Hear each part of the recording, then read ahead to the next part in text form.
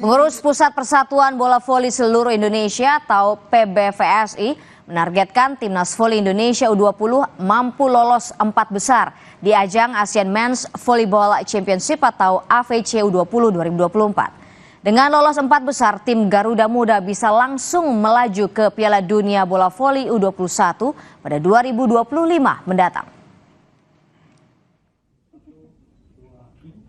Timnas Voli Indonesia U20 tengah bersiap mengikuti Asian Men's Volleyball Championship atau AFC U20 2024 yang akan digelar di kota Surabaya.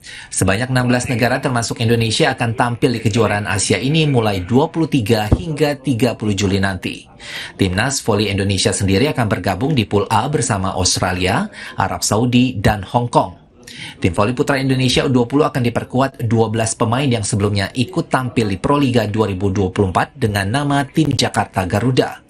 Menurut Ketua Umum Pengurus Pusat PBVSI Imam Sujarwo, Timnas Voli Indonesia ditargetkan bisa masuk 4 besar AFC U20 2024. Target kita adalah 4 besar.